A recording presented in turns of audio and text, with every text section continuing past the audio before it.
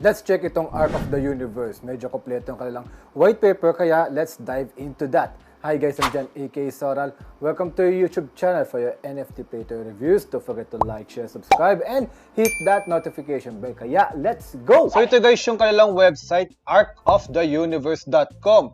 Sa website nila may trailer na agad. Ito, tinan natin. Ayan, so may lore sila dito. So this video is medyo mahaba yata. So panoorin lang muna natin. Then, moon malore siya. Nung tinignan ko kanilang white paper, medyo mahaba. Guys, 52 pages. Then, most likely, mga introduction. Tapos kung paano ba nangyari itong Arc of the Universe na ito. Then, yan, yung mga graphics sila. Nandito rin ipinapakita din nila.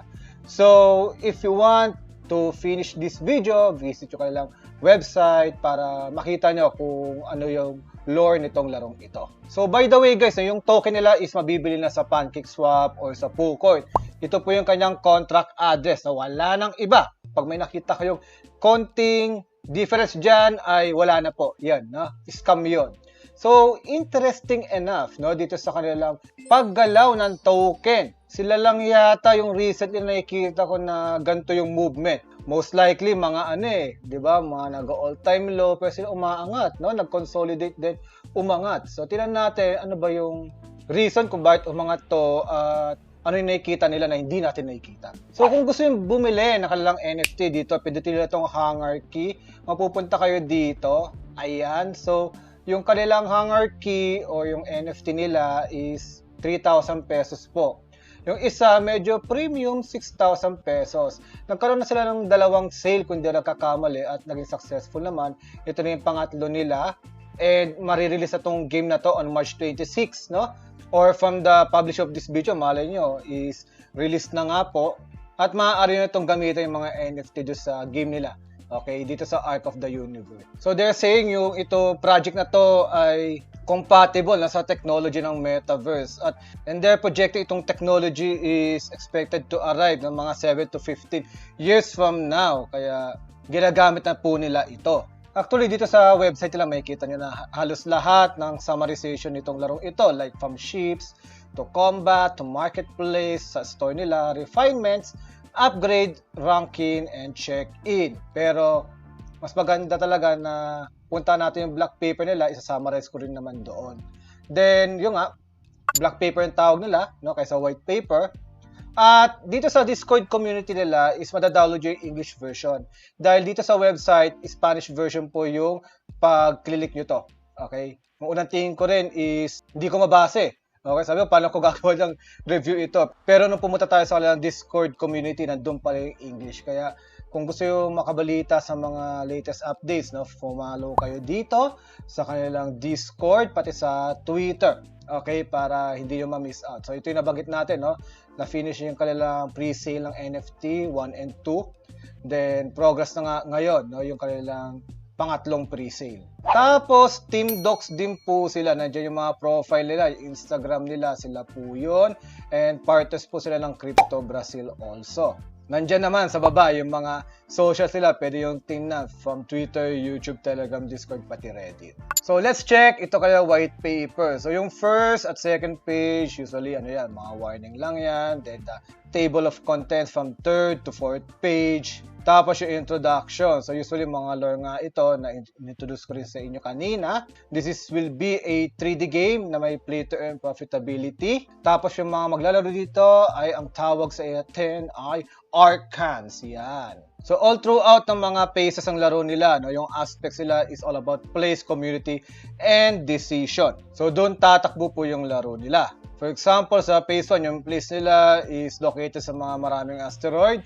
Then yung community needs to be adaptable. Then the decision is depende kung paano nyo papalagay ng inyong mga resources. So the two spheres na tinatawag nila will revolve in the evolutionary and constructive dynamic of performance and choice. Then yung mission nila is to open doors para magkaroon ng bagong opportunity sa mga buhay natin, no?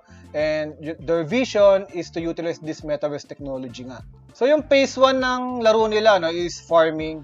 Okay, may mga ships kayo, natatawagin nila, no, natin na may basic, tapos mayroong elementary. So yung basic is mas mura. Pero may hangganan din po. Kasi pag yung vitality niya is naging 0, masisira na siya.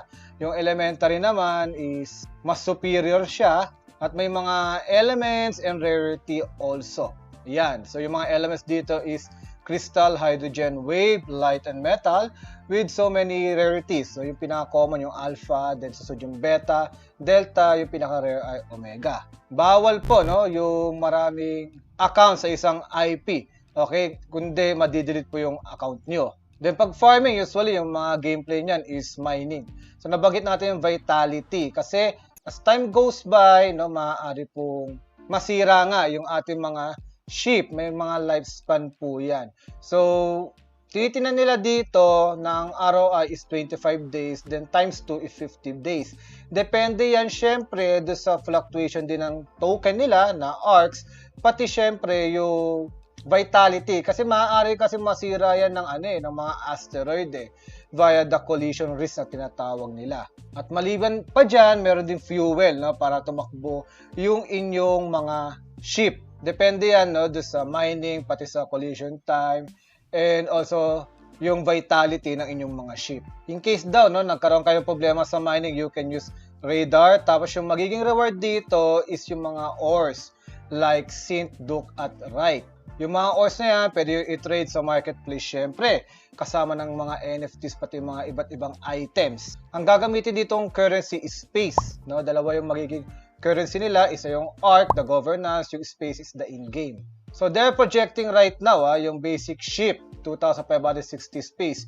Yung nabibili ngayon na NFT ito, na 3,000 pesos hangar key is maaari din mabili in the future mga 4,980. So we can expect na yung basic ship, yung madaling masira is around 1,500 kung titingnan natin sa latest na presyo ng hangar key. At syempre, no, bawal masira yung ating mga ship, kundi masisira talaga sila. So may mga repair sila dito like common, complex at total repair. So depende yan, no? Syempre mas mura yung common, it will only restore 50% of the health. Pag total naman, syempre 100%. Ito rin yung projected na price ng mga fuel, no? 450, 620 at 824. Then magkakaroon din ng mga boxes as well na maaari nyo, no, buksan. Ito yung mga probability na maaari kayo makakuha ng basic ship, hangar key, or yung mga catalyst na double S. Kung sa tingin nyo swerte kayo, maaari nyo bilhin yan. So ito rin yung presyo ng radar nila, no, para maprotektahan kayo sa mga asteroid. 175, 350 at 600 space. Then atomic fusion para mapag-increase ng attribute ng inyong mga ship. So ang dami lang burning mechanism. Okay, kung ayaw masira yung ship nyo, kailangan nyo ng radar, kailangan nyo ng fuel also. Kung gusto yung maging maswerte na makakuha kayo ng super rare is mag-boxes kayo. So, yung titignan lang burning mechanism dito sa kanilang Metaverse NFT game. So, nakita nga dito, yung mga ore is 1 ore is equals to 13,333 space, no? Pati yung raw ore, mga 799 space. So, yung makukuha natin na minamine ng mga spaceship natin is pwede talaga natin ipapalit sa kanilang in-game currency. Pero kung i-refine natin yung mga raw ores na yan, no? 10 raw ores is equals to refined ore. Kailangan din natin syempre ng space token para magawa yon. At para saan ba yung mga ore na yan? So, for leveling up, yan. So, kung titignan nyo dito, para mag-level up, no, 130 refined ores plus 1 fusion. Pero, it is not a guarantee pa na maaaring 20% failure, 80% success. So kayo bahala, no, kung i-level up nyo para mas marami kayong kikitain or stay lang kayo sa level 1 for playing safe pero medyo matagal, no, yung kikitain. At syempre may mga PVP din ito na dapat mas malakas yung mga ship nyo para kumita as well. No? Di natin alam, baka ma-nerf yan, no? Just like what is happening in some NFT games, no? Yung PvE na kukumbit sa PvP. Kaya kailangan din yung evolution na yan. So ito yung mga benefits, no? Entry level, then magkakaroon ng mga upgrade like 34, 47, yung pinaka malaki. Okay, 1,475% gravity. So yung phase 2 nila is the PvP mode. Yan. So sana meron sila nitong gameplay, but I can expect baka medyo latter part of this year. No, mamaya daanan natin ito sa kanilang roadmap. So ito yung pinoproject nila, may mga obstacle. Then this is 5 versus 5. Ayan. So magkakaroon din pala ng 3 versus 3 na PvP mode. Tapos yun, yung makukuha natin mga ores as well. So let's go to the economy. Nabanggit ko yung dalawang token nila, ARC, no, pati Space. No, yung ARC yung governance token, yung function na is for profit, syempre, no? Buying NFTs for improvement of your NFTs, buy and sell sa marketplace, pati pwede ito i-convert sa Space token. Then yung Space, no, kahit na Espanyol yun nandito, no? So more on, no, the NFTs kasi yun lang naiintindihan ko. So sabi nila pang-refine din. At syempre, yun ang gagamitin natin dito sa laro na main token as well. So 500 million po yung kanilang token. So maganda dito, yung reward sila is 50.71%, which is good. At yung liquidity nila tama din, 10.98%. Sa dev 6% lang, pre-sale 16%, which is yung pre-sale pati private na 5.31 ay nakalock po yan. So for the exchange 10%, then airdrop 1%. Yung sa liquidity, no, and the team is locked for 1 year. So nandito yung kanilang vesting period. So nakadepende rin pala siya sa kung gaano kadami yung binili nyo. Tapos yung buy and sell nila, no, ng mga token is merong 11% na fee. Yung 7% will go back to the development. Yung 2% na mapupunta sa team. Then 2% ibabalik nila sa liquidity. Tapos para iwas dump down, may silang claiming system as well. So mga total period of 7 days yung deflation process nila. Tapos yung conversion nila is 1 ARC is equals to 35 space yung input. Pag ilalabas na natin, 52 space is equals to 1 ARC naman. So ito yung pinaka-model ng kanilang ecosystem, guys. You can check out sa kanilang white paper. Pero basically, yun din yung ating discuss kanina. And even here, no? So maganda dito, very detailed. Okay? Talaga napaghanda na nila kung paano magiging sistema ng game nila. Unlike this sa ibang NFT nga, parang nangangapa pa. Pero sana matupad nila. Diba? So, okay yan. Nakikita natin kung paano tatakbo yung game. Pero, execution pa rin yung magmamatter in the end. So, itong ARC, no, economy ay tatakbo daw doon sa 4, no, na sectors. Yung game itself, yung mga event, yung valuation system nila. So, meron silang short, medium, and long term na tinitinan dito sa larong ito. Then, the reflection system. So, itong game, no, makakaroon nga sila ng PvP, no, pati open world, ito maganda. Then, for the event, mga auction, lands, enterprises, sponsorships, tournament, pati expansion as well. Then, pati sa valuation system, titinan nila evolution return, NFT series, breeding, niche content, pati profession systems. Then, yung kanilang gusto, the metaverse compatibility as well. Itong reflection system medyo cool eh. It will earn us a passive income dito sa larong ito. So, ang re-rewardan dito, yung mga holders ng token, guys. Kaya siguro hindi ganun bumabagsak ito token nila dahil sa kanilang reflection system. So, ano ba to? So, for example, no, active plays for 14 uninterrupted days until the day of the rewards release. No? Sila yung mga 10% na makakuha ng passive income na ito na have at least 1 elementary NFT, then 1 ARC government currency. So 10% din yung mapupunta sa mga holders na level 2 na walang sell transaction, no, or pag-exchange ng token within 14 days, maaari makakuha nito. Yung level 3, mga 30% ng holders, mga walang transaction for around 21 full days. Yung level 4 naman, yung 35%. Ang makukuha, 1 month, di kayo nagbebenta ng inyong mga token. Then the 15%, itong mga NFT card ARC holders na marireceive daw yung reward on the day the rewards are released also. Kailangan din na merong 1 ARC's government currency. So ito na guys, no, roadmap tayo, Q4 2021, yung kanilang troposphere na tinatawag, nagkaroon ng strategic plane, private sale, then from the mesosphere, yung structure, NFT, economy, game development, then ngayon nasa thermosphere na daw, Q1 2022.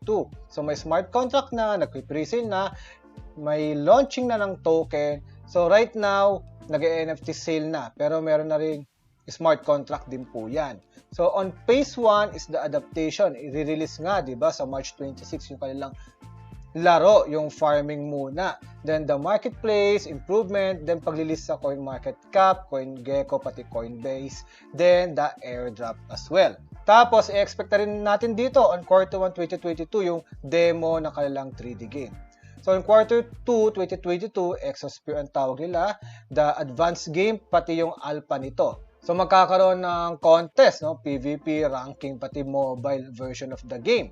Then, on Q3 2022, yung kanilang selection daw, the event, the version 3, the version 5, then the listing exchange, pati yung community voting siguro, yung public choose one destiny. Then, on Q4 2022 is the exploration. So, yung PvE mode na nila, then Avatar, Research, Open World as well. So, on 2023 daw, coming soon na ang kanilang roadmap. So, we can expect na itong Black Paper 1.0.0 ay maaaring magkaroon ng bagong version in the near future. So, yung latter part ng Black Paper nila is to showcase yung mga NFTs nila. So, pwede yung tingnan, yung mga graphics. So, ito yung i-expect po natin dito sa larong ito. And syempre, yung mga social media sila na lahat naman yan ay ilalagay ko sa description below. So, yun lang guys. No? Sana naipaliwanag ko sa inyo halos lahat ang nilalaman from the socials to the Black Paper, pati yung kanilang website. At yun nga, kung interesado kayo na medyo marami tayong na-discuss dito na very detailed at nasa Cheapskate alert naman natin ito, no? Less than 5,000 pesos. Just risk an amount that you can afford to lose lang. And don't forget to enjoy your NFT games according to your likings. So, ano sa tingin nyo guys? Comment down below at kung gusto nyo pa ng mga ganitong contents, don't forget to like, share, subscribe. Hanggang sa muli guys! Baboo!